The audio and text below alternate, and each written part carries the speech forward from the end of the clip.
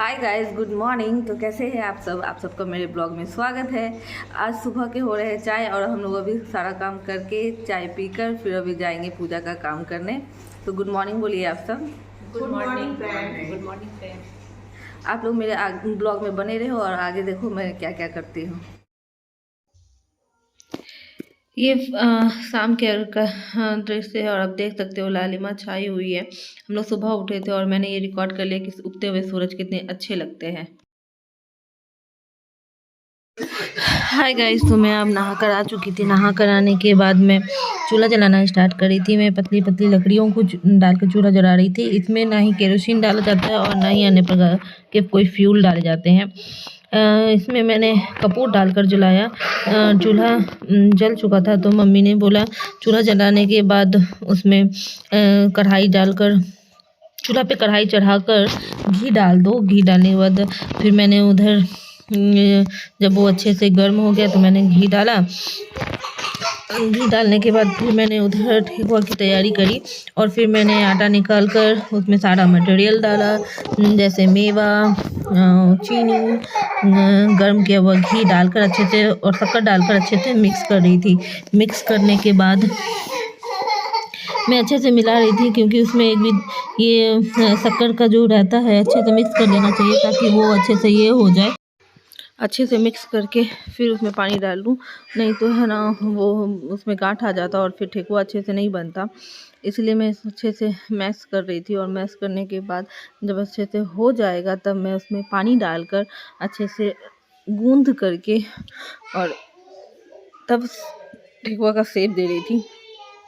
उधर ठेकुआ मेरा आटा मिक्स हो चुका है। ठेकुआ का शेप मैंने दे दिया था और उसके बाद मैं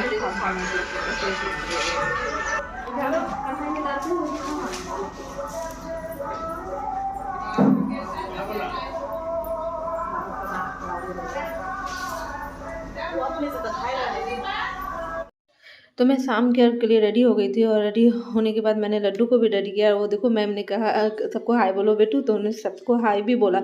हाय करने के बाद मैंने यहाँ देखा कि सारा सूप सज गया था और घाट बड़ा सुंदर लग रहा था।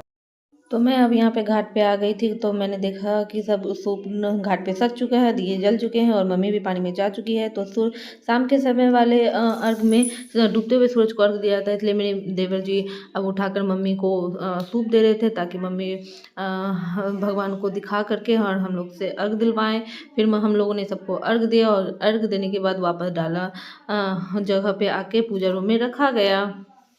गाइस, अब हम लोग घाट से आ गए हैं और घाट से आके डाला रखा चुका है और उसके बाद दिया भी उधर जल चुका है। अब रात भर ये ऐसे रहेगा और फिर कल सुबह डाला का हम लोग के यहाँ ठेकुआ चेंज होता है, तो चेंज होने के बाद फिर हम लोग कल का सुबह घाट पे जाएंगे।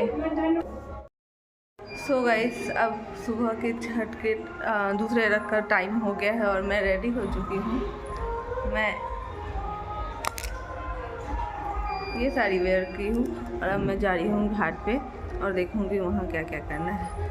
लड्डू भी उठ चुका है, अब लड्डू भी छोके उठ चुका है।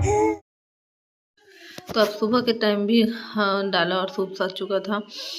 मेरे बाबू, मैं और क्लिप नहीं ले पाई क्योंकि मुझे बाबू को उठाना था। तो अब सूरज निकल चुका था और सूरज निकलने के बाद मैं अर्घ दे रही थी और सभी लोग घर के अर्घ दे रहे थे और छठ माँ का आशीर्वाद ले रहे थे। ये देख सकते हो आप। तो गाइस, आप लोग देख सकते हो कि सूरज निकल चुका है और आप लोग भी छठ माँ का आशीर्वाद ले लो। और हम लोग जल चढ़ा चुके थे सबको। तो सभी के अर्घ चढ़ाने के बाद अब टाइम हो गया था भगवान को अर्घ देने का।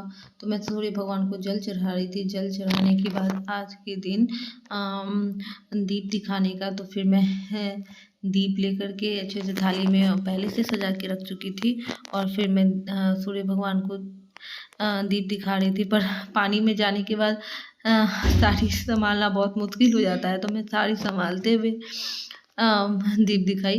फिर दीप दिखाने के बाद हमारे यहाँ बिहार में नाक से सिंदूर किया जाता है, तो दीदी मुझे नाक से फिर सिंदूर यहाँ पे दीप दिखाने के बाद मैं सूप को डाले में रखने के लिए जा रही और फिर यहाँ पे बच्चे आए थे प्रसाद मांगने के लिए, तो मेरी मम्मी प्रसाद दे रही थी। घाट से आ चुकी हूँ, आकर ड्रेस चेंज कर चुकी हूँ। आप लोग को जैसा पता होगा कि बिहार का महापर्व छठ अब समाप्त हो चुका है। अगर आप लोग को मेरा ब्लॉग अच्छा लगा तो please like share and subscribe my channel. तब तक के लिए बाय बाय।